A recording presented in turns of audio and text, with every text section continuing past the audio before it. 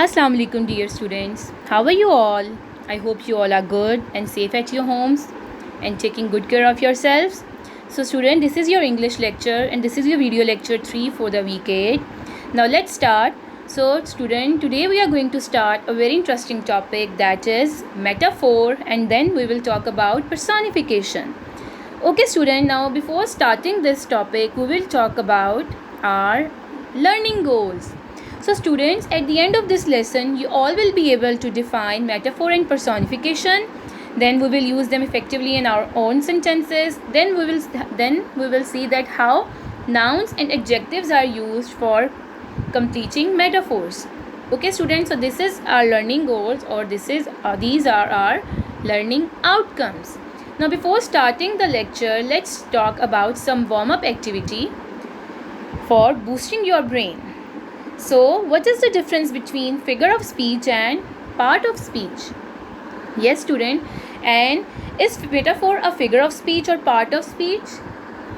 Now let's talk about this. So student, there are basically 8 parts of speech. As you all know that there are 8 parts of speech, which are noun, verb, adverb, adjective, pronoun, interjection, conjunction and preposition.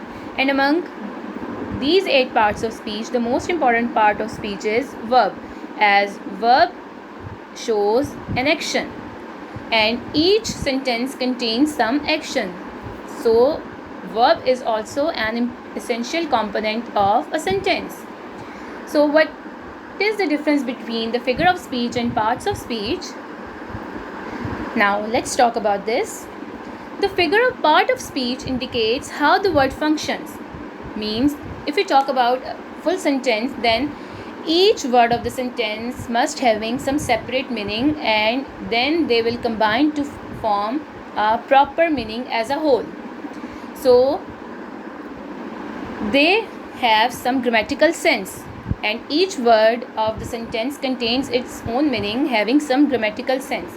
But when we talk about figure of speech, then in figure of speech, each word of the phrase does not have some separate meaning, and then we do not go for the separate meanings.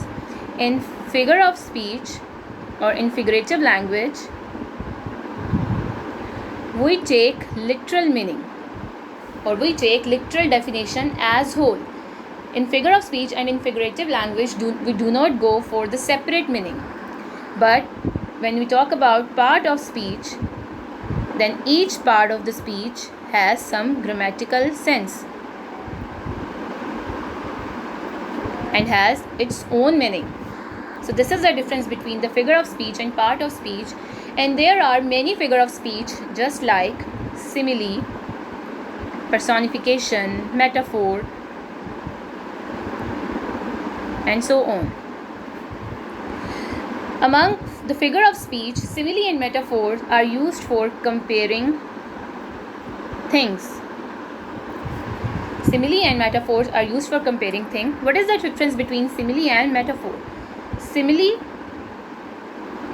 compare two things by using the words like and as. For example, the grapes are as sweet as honey. So as sweet as is a simile. Similarly, his spiky hairs are like top of the pineapple. So spiky hairs are like is again a simile, and the simile is used for comparing two things. But when we talk about metaphor, then in metaphor we do not use the terms like, as or like, but metaphors are used for comparison. So you may say that metaphors are figure of comparison. Okay? Now what is a metaphor? A word or phrase that is used in an imaginative way to show that something or somebody has same quality as another.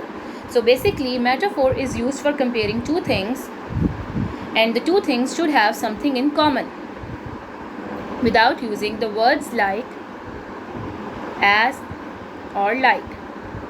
Metaphors are unique because they compare things without using as and like.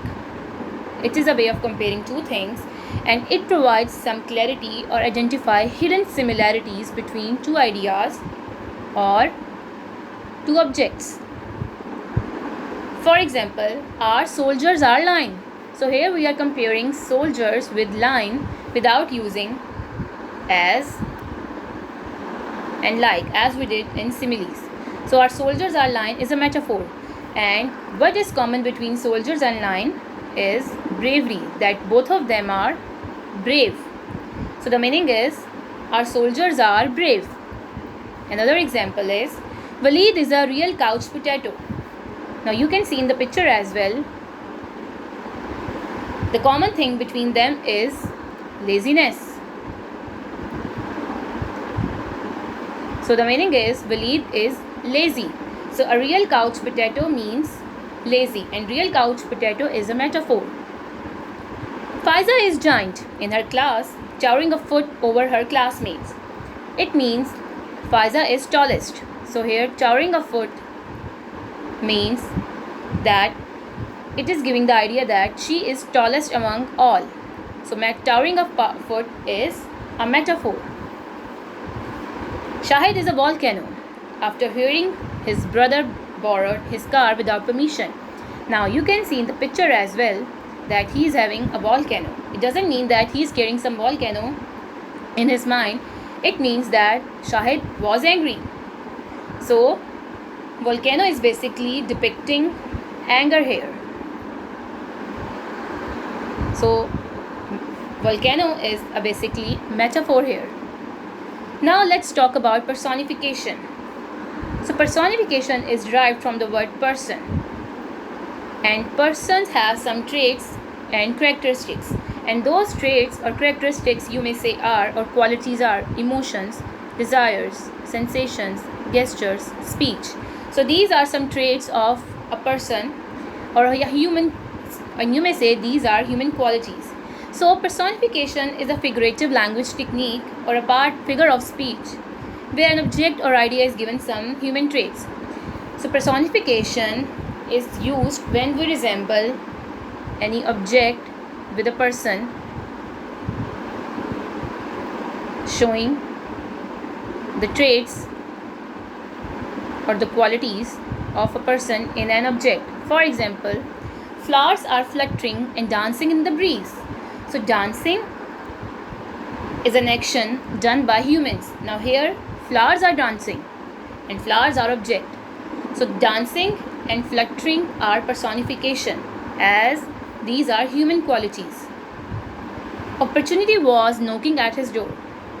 Now knocking is an action, or you may say a human trait, but here this action is done by opportunity.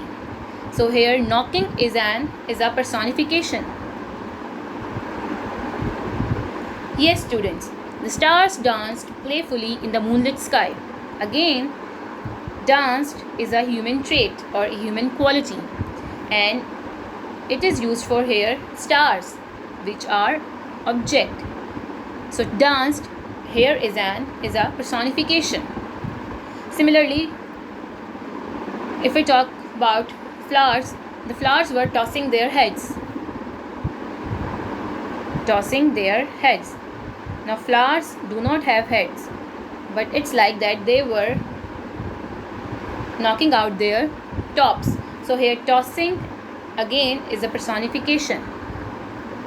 Okay students, now there are some video links for you which you have to watch for your better understanding, and then after having the idea of this lecture about metaphor and personification, it's time for your task. And your today's task is that you will do part A, part B of page 60 on book, and part C and D of page 61 on copy.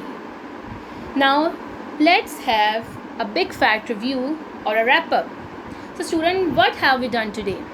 In our today's lecture, we understood the concept of metaphor. Then we analyzed some amazing facts about personification, that how personification relates an object with a human quality.